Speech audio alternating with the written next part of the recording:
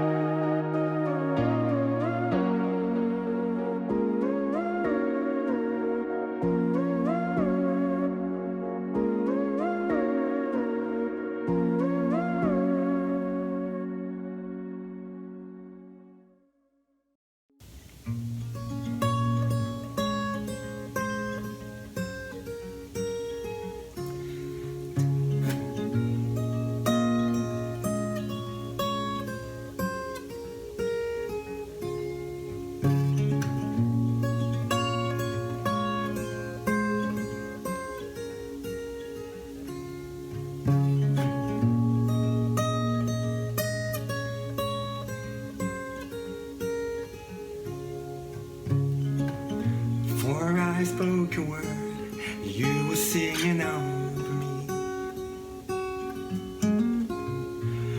You have been so, so good to me. For I took a breath, you breathed your life in me. You have been so, so kind. Know the overwhelming, never-ending, reckless love of God. No, it chases me down, fights till I'm found, leaves the 99. And I couldn't earn it, and I don't deserve it. Still, you give yourself away. Know the overwhelming, reckless love of God.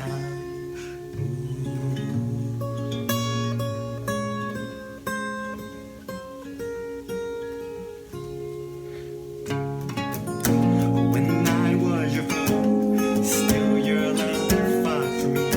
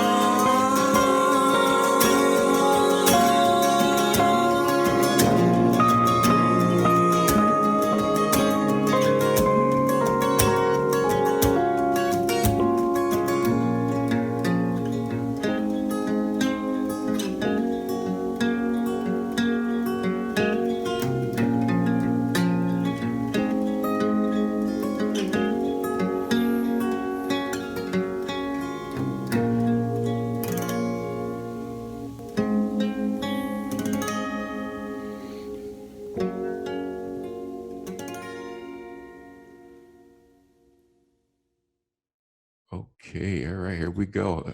Good morning, everybody. Welcome back to Arise Church as we continue the conversation and build to help and support one another during this time of pandemic, during this COVID-19. We are fortunate and blessed to be able to welcome back Dr. Wong or Uncle Melvin or just Melvin, Hello, hello depending. everybody. Call me Melvin. Everybody, just it was so well received from the previous conversation we had with sheltering in place and the signs and symptoms that could be leading us towards despair, or perhaps a few of us have even gone or have been exhibiting those signs and symptoms, and we're trying to find ways to help cope and help support one another and to help get better so we don't get towards depression. And after that last conversation that we had, I personally have learned a lot, and I know from the feedback that we received that many others have been benefited as well. And one of the questions I've been asked was like, so when's this going to happen again? And I'm like, well, Oh, let's schedule it again. So we thank thought you. about a topic, and yeah, we're so glad to have Dr. Wong with us again this morning. And one of the topics that even that else, we'll be actually delving into even for the Cantonese congregation as well, that Pastor Allen was and I were exploring, was this idea or this that we'll learn about today is this post-traumatic stress disorder, or PTSD. And for me, it was just it's new to me, because for me I've always come to learn that PTSD was something probably was only heard of in relations to people returning from war, like if you're a veteran. But one thing I would like to learn more about this morning, and Dr. Wong will continue to share with us, is so how common is PTSD or post-traumatic stress disorder with common civilians, like us who are not in the military or returning from war? Well, Pastor Daniel is correct. PTSD came about, I think, during the Second World War. Uh, the old term used to be shell shocked, kind Oh. of after shelling, and all the bombing. Soldiers will kind of crawl up from the foxholes and kind of become in a daze, and they're Mm, disoriented. They wouldn't know what happened.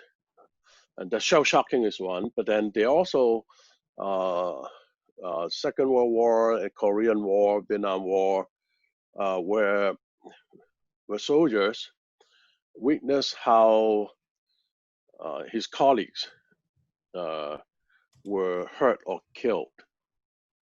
And my father, during the Second World War, happened to be a volunteer local Hong Kong militia working with the mm, British soldiers. I think the last small battle was fought of Hong Kong, and he told me, uh, we don't talk about the past very much. He's a kind of a very conservative Chinese man, and he says, "Wow, when the mortars are coming across from on the Kowloon side, and it was so loud, his left ear got deaf, and mm, he saw his colleague died being hit by a mortar." I'm kind of wonder how wow. did that how would that affect my dad? Now he doesn't do alcohol, he doesn't do drinks and all that, but he has a side of him that I would imagine that hurt him over the years, and Mm, but he was afforded awarded 5 medals, which I inherited. And recently I tried to look at what happened, on that hill on Victoria Peak. So anyway, so there are people who are in the military who saw the demise, the death of these friends, arms and legs, separating, blown off, and it's a mm, terrible sight, with that the gore and all that. So these kinds of out of the ordinary experiences will stay in our mind, and that's why the first thing people PTSDers they cannot sleep. Not mm. that they're not sleepy, because when they close their eyes, the images will come back, and Oh. it's not pleasant images. So, Mhm. so they try to do dry alcohol and all that. They try to deaden the pain, and so a typical severe case of PTSD is generally of events, of witnessing how people or how disasters happen, catastrophes, serious car accident, airplane crashes, and how people self or the body became separated from the body. It's really, eerie, it's spooky. Mm. But these are the images stay with us, particularly a close friend or family members or colleagues of soldiers. So it stays with them and it affects them. Okay. So how could it impact us as civilians? I mean, many of us in our congregation, we haven't experienced the post traumatic of a war, but during this COVID-19, how could it be impacting us during this time? Yeah, that's a great question. Number one, technically speaking, I'm a trainer as a psychologist and assistant professor of psychiatry. One of my expertise is actually court expert witnessing. What does that mean? I'm an expert of the court in terms of diagnosing psychiatric disorders.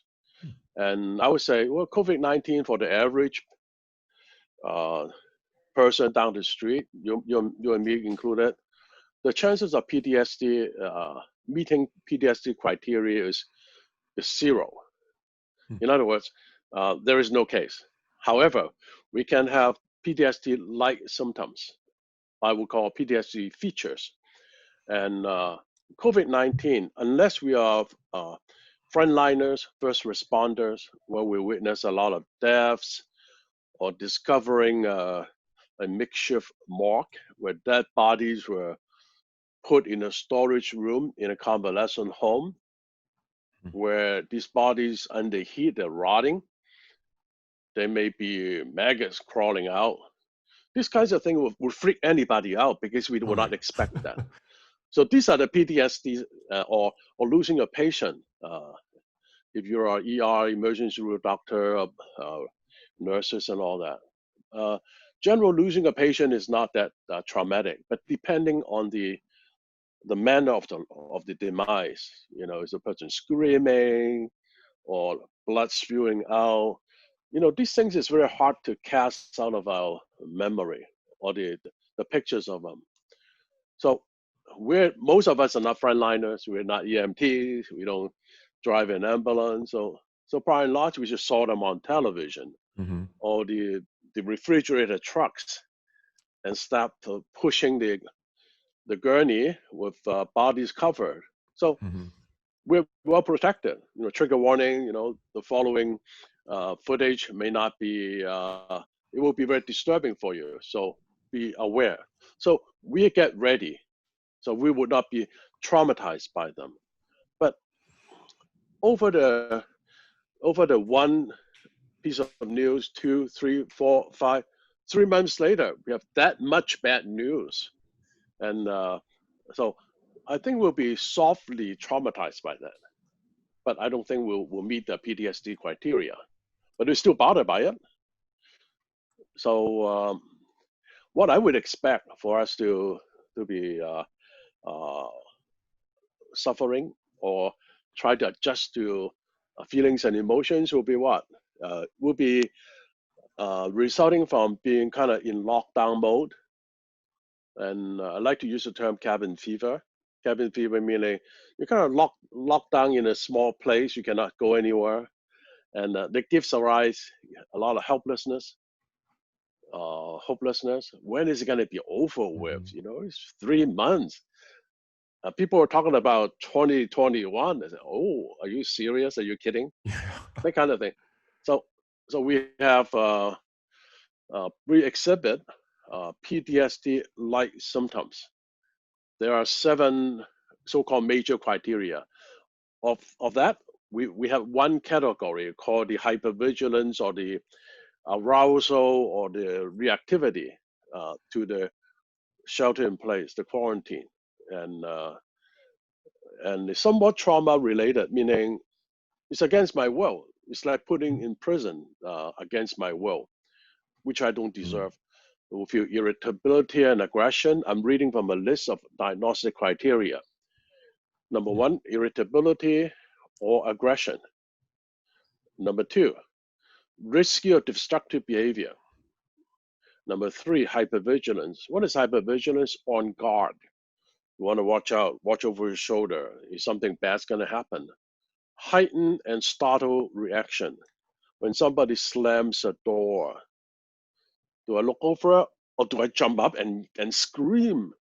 Hmm. And difficulty concentrating, and then difficulty sleeping. So all of these.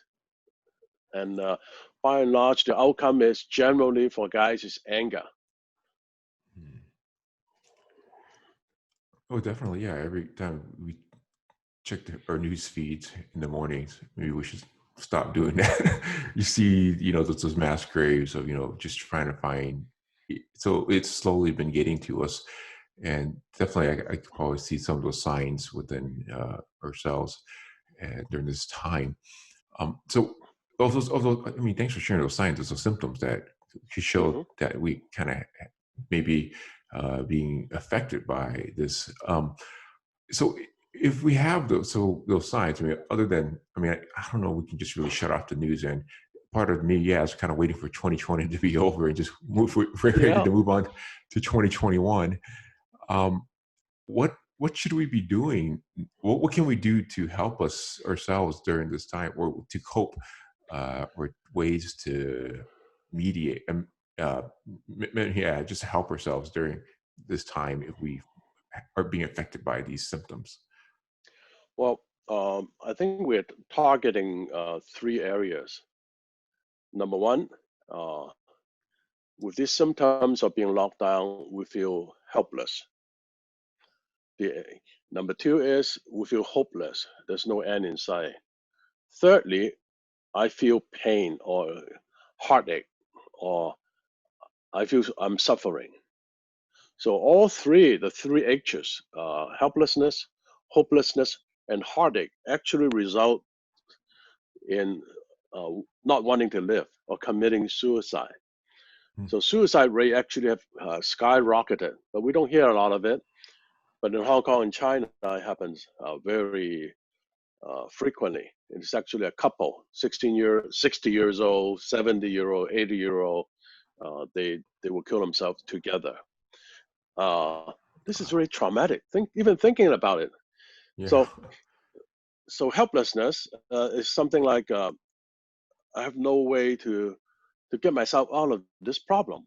The shelter in place and all that. Hopelessness. Will I ever come out of this with freedom? And it's very hurtful because when I had to deal with my parents, deal with my spouse, my in-laws, we can't get along very well. So all of these things added together will it's like I would say almost like a pressure cooker, or you try to cook an egg in the microwave. Don't ever do that; it will explode. Oh, I never tried. Okay. Okay. Imagine the family of 3 or 4 are in the microwave oven. Try to uh, microwave the eggs to cook them. One will pop first. So Hmm. we need to realize in the enclosed environment, all these things will cause us to be hyper vigilant, we're upset, and hopelessness, and depression and anxiety. By and large, during lockdown, the first thing that will happen is a sense of anxiety. And what is anxiety? It's not the same as nervousness.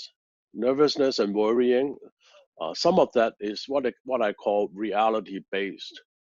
There are certain things we need to be aware of and be fearful of. Mhm. I don't want to catch COVID-19. Yeah. But the problem is, nobody can see it unless you work in a lab. But people who carry the virus, they are asymptomatic, they're pre-symptomatic. They don't even know they're carrying it. Hmm. So when they speak and all that, so we want to avoid people. But then we're to put a mask and so on. Reason also of all the news we're seeing, people really get upset. They do. They become berserk. If you tell them, "Why don't you wear a mask?" and they'll beat you Yeah. up. They get a gun out. Something so small, but they already been up to here.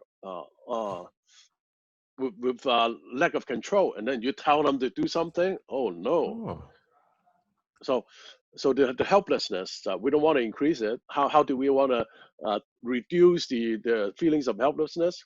Choices. Option one, two, three. You go to yeah. Chipotle, they have a small menu, one, two, or three. People are happy. If it's just one choice, people prefer McDonald's because there are more choices. So Hmm. family need to be smart, have all kinds of choices. The more options and choices we have, the less helpless we feel. Hmm. Yeah, And I'm then trying to that's it. think about the ones about what you brought about the mask. So for those who, yeah, because I think we've seen on the news now where there's folks who just, yeah, you're right, where they're almost aggressive towards anybody who would ask them nicely to put on a mask. It's something so simple, but so perhaps they're actually struggling with this even more, the signs and symptoms of being feeling restricted. And I guess the option is mask or no mask. Maybe they need more options for mask or Yeah. different. I don't know. Like, so yeah, kind of just Well, interesting observation. the U.S. is smart in terms of compared to other cultures. Asian cultures, you have to wear a mask, but we have the cowboy culture or bandanas. So Hmm, we use the term face covering. The face covering is that's okay, true. Yeah. adequate, but Mhm. it's not as effective as surgical masks or N95 or face shields and all that. And but people don't like it because it's already up to here with control. How Uh, dare you tell me what to do? But then people become so uh, restricted. They become irrational. They do anything to get out. mhm. So you probably have seen on the news that people that are anti-mask, Yeah. they are protests. Do they really know what they're getting into? Now this is something most people will not be aware of. In Oregon, there are actually hamlets or towns where they propagate something. The term is not very good. Mhm. Free range parenting. Free range applies to chicken. Yeah. It's not savory chicken. The kind of chicken you buy in China, free range. They walk Mhm. around and all that. But they have free range parenting, meaning their kids run around wild. And these are hamlets in Oregon. They are anti-vax. What is anti-vax? No vaccine whatsoever. Oh, Measles, I've heard of rubella, those. no, nothing. And they really believe that the vaccine, the culture of the vaccine causes autism, which has been debunked for 20 years. So these people become, they will say, hey, this is a liberty issue. I wear whatever clothes or underwear, none of your business. Uh, it's irrational. It's not logical. But the problem, it become a personal liberty issue in terms of a medical safety, public health issue. So because they've been locked down so long, they don't feel very powerful, and also propel racial tension or supremacy. They want to feel strong and powerful. So how can I feel that? I put you down. I bully you, and Hmm. it becomes, it's not rational, but it's happening. So we need to come down to it and say, okay, we feel helpless. The more you're able to say you're helpless, the more you're able to rise above it. Hmm. So that's for us. Now, I'm sure a lot of us have probably encountered those, or maybe some loved ones who have probably may have or acted out irrationally, and so they're the ones that are showing these signs and symptoms. I mean, we all do. I mean, I can see some of these in myself too, in the way I've handled how I've reacted, whether even at church with the rest of the staff or even my own family at home. But I have been able to admit, yeah, there's times that I am helpless and do need to help. We're able to get the help. But let's say we know somebody like a loved one, maybe through social media or not, and they're acting irrational. They're showing signs. And what can we do to help support somebody, and perhaps a parent or a teenager or someone in the household who are exhibiting signs? They don't know they don't know that they're feeling helpless. how do we tell someone that they're helpless without like getting them irrationally to respond to us? That's the question of the day. How can we help somebody who's acting irrationally to accept they are irrational? Yeah. Doesn't happen. Hmm. It's like when I'm drunk, you say you're drunk. You say, I'm not drunk, but then you get a DUI, driving under the influence, because I don't think I'm drunk. That's the nature of addiction and kind of substances. Hmm. When we into this kind of COVID-19 shelter in place, cabin fever, people are already so jumpy. They are so irritable. They're very aggressive. So if you tell them what to do, they know most likely don't want to hear you. Hmm. They react in anger. So we need to prevent that from happening by doing what I call preemptive. Before it happens, the whys would prevent it from happening. So, Pastor Daniel using the term acting out. Acting out is more temper tantrum, Hmm. screaming, yelling, or derogatory remarks. All of that's Hmm. very powerful, very loud. Why is it loud? Because I have pent up feelings and emotions. The wise, or I would say even believers, uh, faith based believers, Christians, they would say, well, be angry, but sin not. Hmm.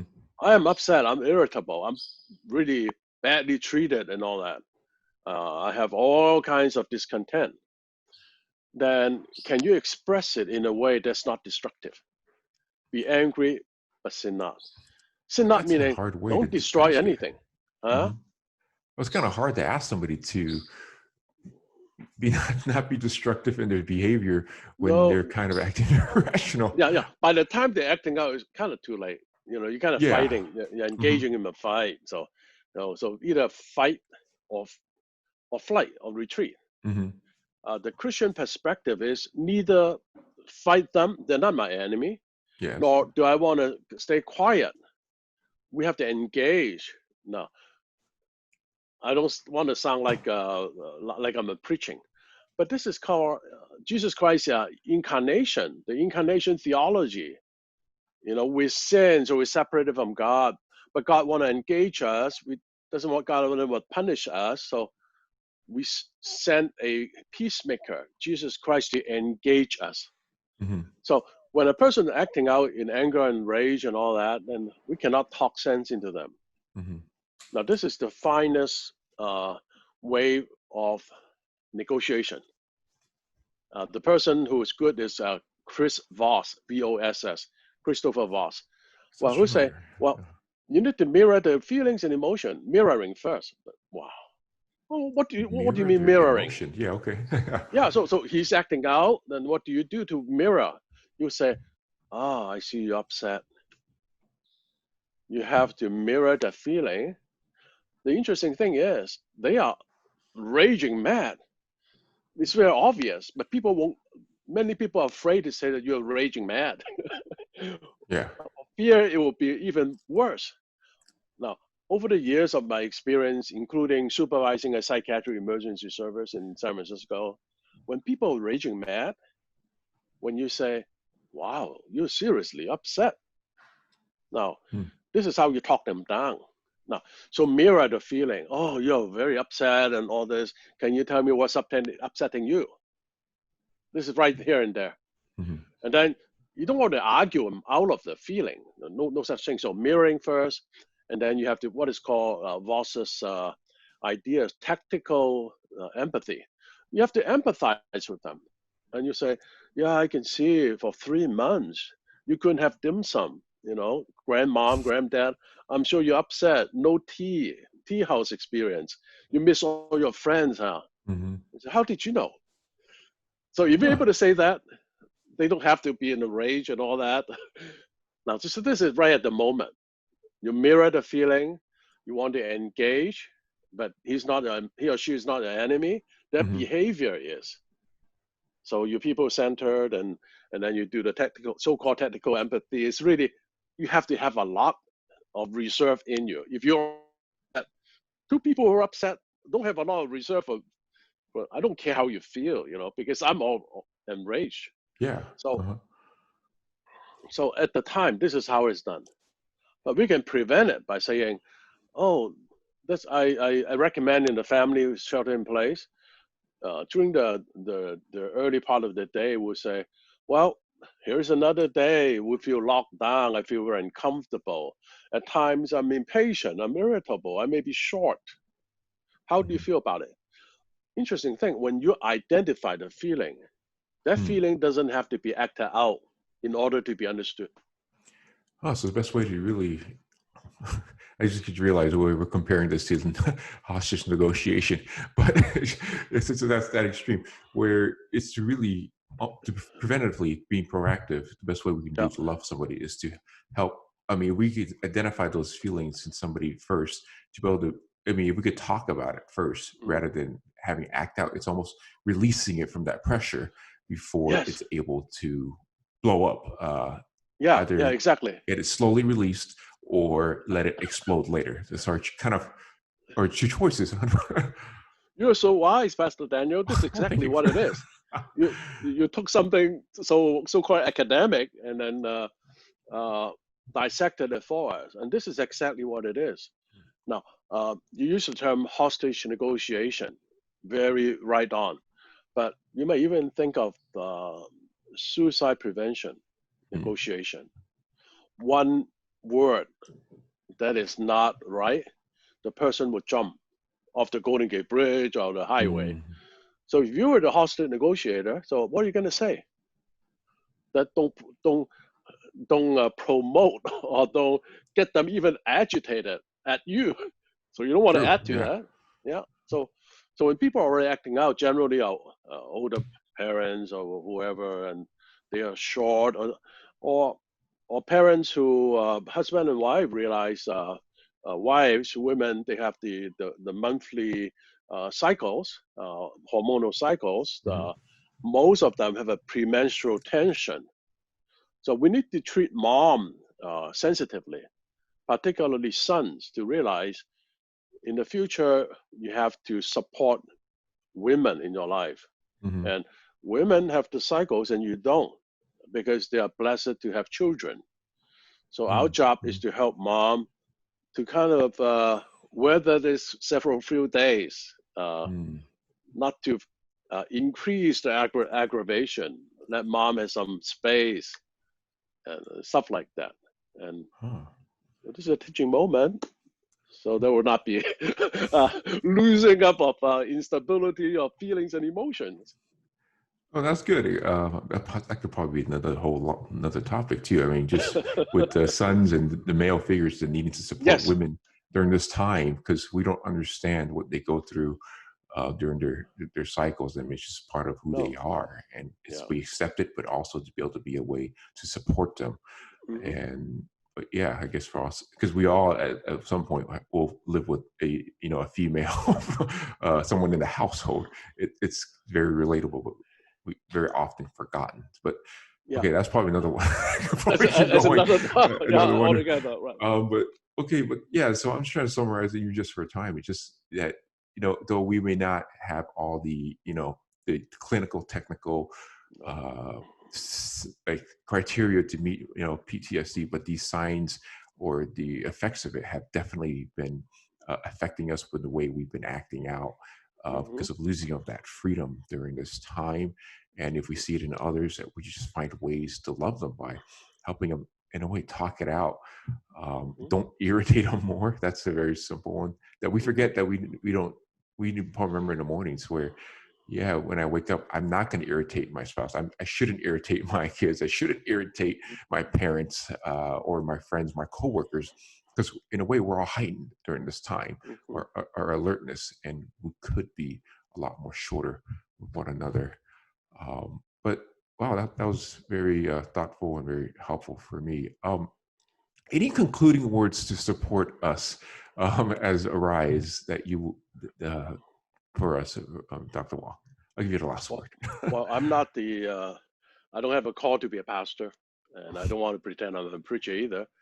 But when I go on public or secular television shows, I would say, well, uh, we have to realize meditation and prayer works.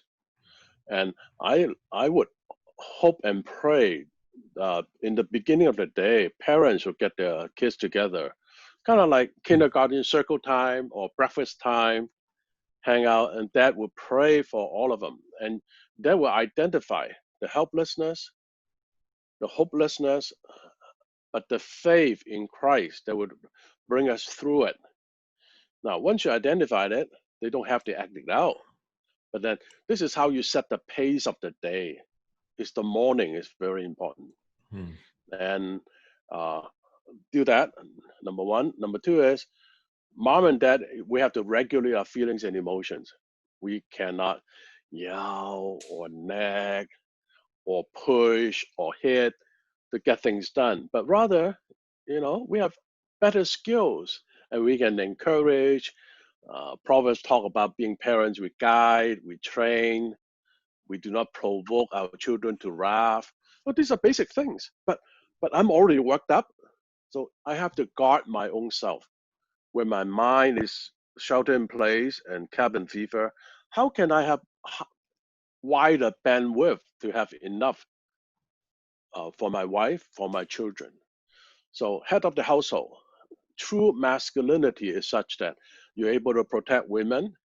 You Hmm. become a role model for your sons and daughters. How are you doing every day? Are you right with God? Can you start a day with positivity or full of hope and optimism? But always say, the end will come. Hmm. Now, I've been researching and learning about survivalism, and there's a United Flight 232 that crashed and actually uh, tumbled uh, and caught on fire. And before the pilot who survived the flight, the crash, he was joking with his captain. The captain and the first officer says, "Well, after this, we're gonna have a beer." The guy says, "I don't drink beer, but I think we should get a beer." Well, all four of them survived. So what I'm trying to say here is, despite the demise of the flight, nobody's gonna make it alive. Let's say after the COVID-19, let's celebrate. What would you like to do? Son will say, "Oh, I want to go Chuck E. Cheese or Disneyland or whatever it is." Let's talk about it. The interesting thing is, when you talk about it, the feeling comes. That's like at the Hmm. end of tunnel. You don't even have to go to Disneyland. You already got the effect. So we have to borrow joy from the future, but you have to start with Father. Hmm. That's good. We'll talk. Yeah, sometimes I think about the end of the tunnel. I get a little bit more despaired because like, oh, how much longer until that gets to happen, or we get to go on that vacation or whatnot too. But that's Right, good. right, right. I know. But thanks for your time, Dr. Wong. I Hmm. know that was. I mean, he's very valuable, and I really appreciate all the insights we can have. So, but yeah, as a congregation, we want to thank you for being able to spend some time with us this morning, and we appreciate all. So, You're but so thank you. welcome. All right. Welcome. So welcome. Bye. All right. As we just finished that conversation with Melvin, or actually I just did, I'm just trying to keep it fresh in my mind, and I just realized when I just played that recording, my voice was really awkward. I was trying a new recording setup, and it may be a lot deeper than it really was, but we weren't listening to me. We're here to listen to what God has been really been working through Melvin and Dr. Wong's life and his expertise and how he's been able to help others and even help us during this time. And as he was sharing, I was just thinking about these passages and how it can apply to us. And the passage I just want to share quickly with us and a little how we can apply it, continue to apply it into our lives, because we're here to hear from God's word and hear what He has to say for us this morning. It came to my mind, and I'll read it from my scripture, and I'll probably have it on the screen as well. It's from Romans 12, in verses 9 to 13, and it's a reminder for us. It says, from the Apostle Paul himself to the Romans and to us this morning, it tells us that to let love be genuine, abhor what is evil, hold fast to what is good, love one another with brotherly affection, outdo one another in showing honor. Do not be slothful in zeal, be fervent in spirit, serve the Lord. Rejoice in hope, be patient in tribulation, be constant in prayer, contribute to the needs of the saints, and seek to show hospitality.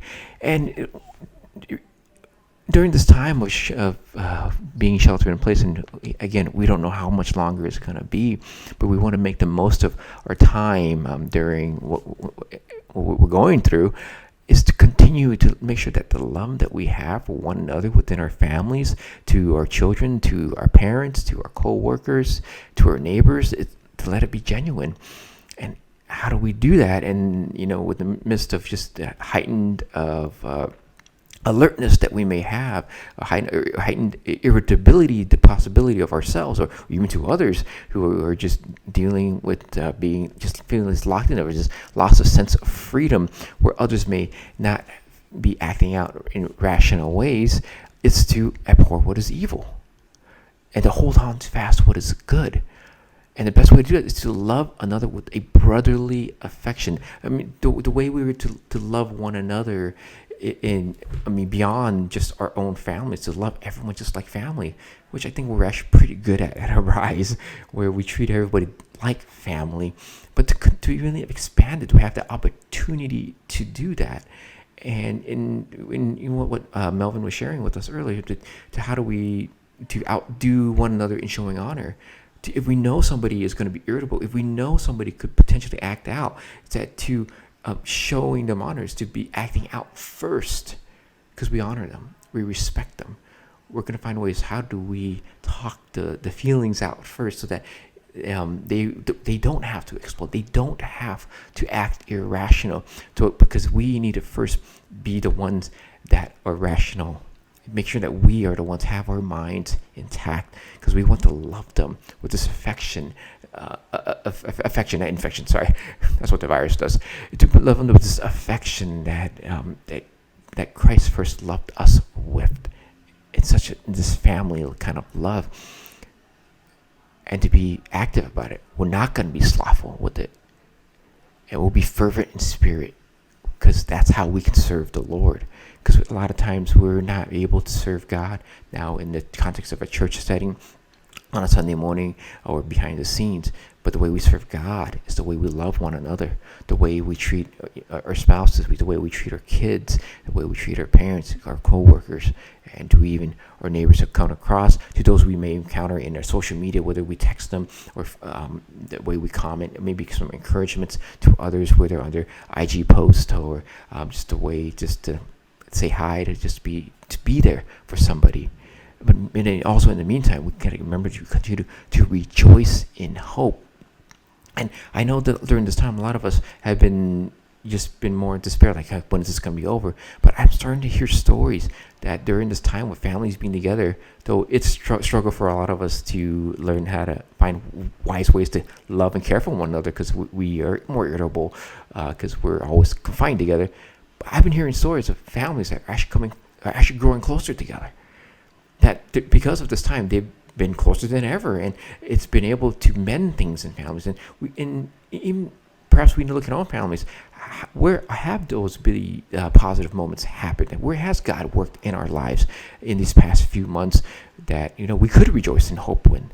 Because the hope is that these moments that we've had, that these little small wins that perhaps that we've been able to experience, they will continue to occur in the coming months, however long this is going to last. We need to remember to rejoice. But in the same time, we have to be patient in this tribulation, or these times that are just tough on us. But while we're doing that, we got to be constant in prayer. Hopefully during this time, we've been praying more. We've been able to latch on to God's this relationship that we have with Him, that we're able to approach the throne of God without any reservations during this time, and that we were able to take advantage of that. The more time that we've had, ideally, we've been able to spend with Him, just to seek His mind, seek His wisdom, seek it in His Word as well, and all the while we continue to contribute to the needs of the saints. We were able to continue to be generous to charities, to others who are in need, or even to the church as well, because to support the ministries that are continually going on to serve the community and serve one another. and to others, continue to show hospitality to others. I know we can't invite someone into our homes right now, but it doesn't mean we can't invite somebody into our lives. We can invite them to, I guess, boba in the backyard and boba in the front yard. Just some ways to be able to interact with someone on your driveway, to be able to show hospitality and show kindness to one another. And because during this time, I believe that the best way for us as a Rise Church to be the witness to community, to be a light to others, is to love them as we love ourselves. And that best way to do that is to show kindness and love whenever we have the opportunity to. As that when they can look at our families, it's like, wow, we're all irritable, but then your family, something's different about it. And we can say, oh, we struggled with it as well.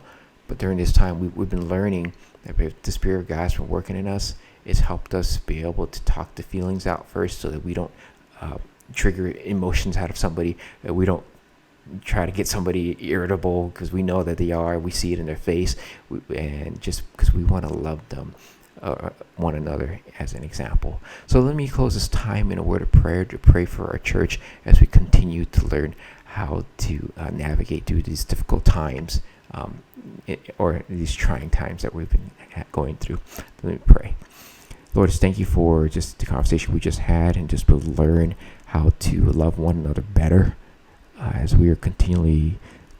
Oftentimes we don't pause to reflect where is it even in ourselves that we've probably been the one that's irritable. Maybe others have been walking around eggshells around me, and I haven't even noticed that. But God, Spirit, reveal that in myself. Reveal that in us, so that we can know that we perhaps need to be able to talk, understand how we're feeling before we blow up. And rather than showing anger, we want to show love. But rather in our anger, we do not sin. Rather in our irritability, we learn how to just cope and how to support one another. But God, for those of us who have noticed it in others, let us not be so quick to trigger it into others, or to be able to invoke it to others to act irrationally, but let us be rational first. Let your mind dwell in our hearts. Let your goodness, let us be reminded of how good you are, so that we continue to rejoice in all that you've been doing for us to our lives, as we have continued to really bless us during this time in many ways that we have often overlooked. And let those be driving ways to be able to be alert, so that we can help and support others in our own families, to our own children that we may have at home, and to our parents that we may be caring for, and to the neighbors and coworkers that we come across in a week, to our friends we interact with through various media channels, that they would see the hope that we are holding on to you, that the rejoicing that we can have, that because of what you did for us on the cross, that we are saved, and that we are no longer bound by the sin that controls us, but that we can act out in love, that we could have the mind of Christ in our hearts, and we'll set our minds on the things above and not on earth, as you have promised us as well, that we are able to do that. And help us be able to love one another as a church, as we continue to worship you and be able to just reflect on how good you are in our lives this week, Lord. Despite of all the tribulations that are happening, you are a good God, and you are in control. And in Jesus' name we pray. Amen. Though we have discontinued meeting physically, our ministries have moved online, as well as our opportunity to worship through offering to support our Rise Church. To give an offering, click on the giving box on the homepage of our website. You'll be directed to our PayPal giving page. If you'd like to give with a credit card, click on the Get Involved, Giving, and select the Donate button. Thank you for your continued generosity to support our community.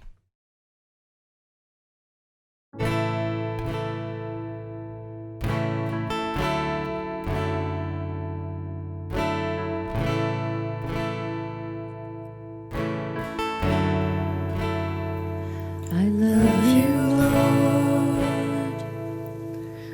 Oh, your mercy never fails me. For all my days I've been held in your hand.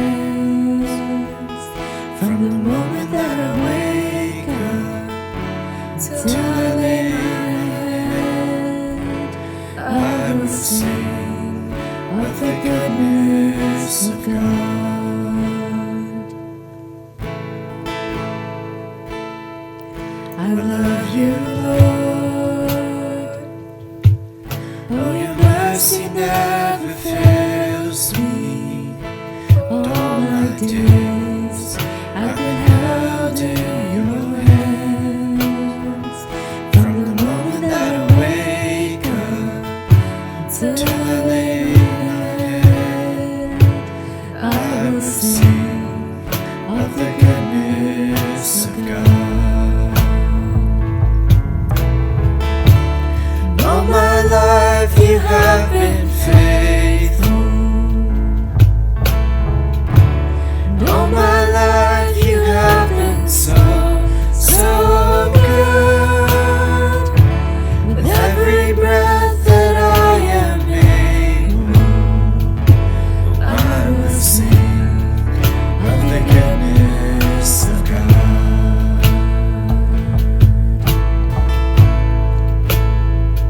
I love your voice. You have led me through the fire in darkest night. You are close like no other. I've known you as a father. I've known you as a friend. I have lived in the goodness of God. All my life you have been faithful. All my life you have been so, so good.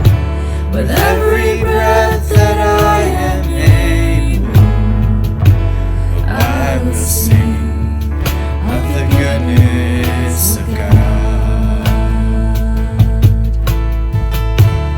All my life you have been faithful. All my life you have been so, so good. With every breath that I am able, I will sing of the goodness of God. Your goodness is running after, it's running after me. Your goodness is running after, it's running after me. With my life laid down, I surrender now. I give you everything. Your goodness is running after, it's running after me. Your goodness is running after, it's running after me. Your goodness is running after, it's running after me. With my life laid down, I surrender now. I give you everything. Your goodness is running after, it's running after me. All my life you have been faithful. All my life you have been so, so good. With every breath that I am able, I will sing of the goodness of God. I will sing of the goodness of God. I will sing of the goodness of God.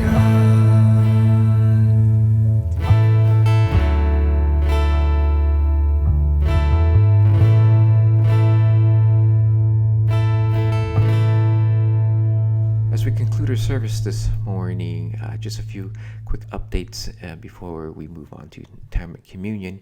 And today's going to be a little different. We're not going to have our typical connect groups, but do still stay connected with your connect groups for just announcements and things that are going on. and to be able to continue to support one another. But as collectively as a church, as a Rise Church, we are two congregations that are two really languages that worship as one congregation at a Rise. The first is that we're going to celebrate communion together. So in the next few moments, if you have a chance to be able to just gather the elements together, as the Zoom link will be in the description below, and be able to join, and we'll be able to celebrate communion together with the Cantonese congregation as one church, and to celebrate. We'll see faces as well. So if you can, just get a carb to represent the bread, and just some sort of liquid to represent the juice. But after the communion, and you may have you've probably gotten an email, and if not, we can send it to you as well, that we're going to hold a quick family meeting for anybody who's interested, who wants to stay, but feel free, take off and start your day if you need to after communion, after celebrating.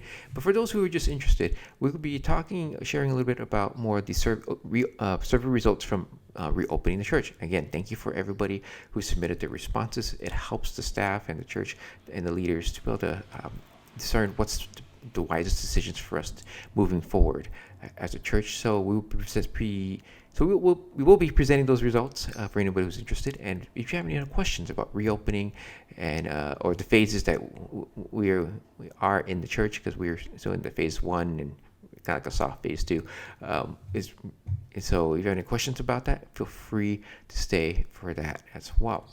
And just with that, just a little reminder, there's a lot going on in the church during the week. If you still want to continue to stay connected, whether with your connect groups or whatnot, and even with the connect groups and little other ministries that are at Arise English, we're going to be starting doing a little as we can safely, started doing little small outdoor gatherings, as we have had the Mana 5K, we've had the Adult Connect hiking groups, or even Boba in the Park with the young adults, or starting to look into how the college can even meet outdoors for Bible studies. Of course, everything is continued socially distanced while it's still allowed by our county, and what is recommended for us to continue to stay safe. So if you're interested in continuing, just so in these events, connect with your small group leaders, and they will let you know the events that are coming up, whether for your small groups, whether it be adults, young adults, or even for college as well. So with that, if you have any questions, feel free to always be able to message me and let me know. I'd like to be able to stay connected.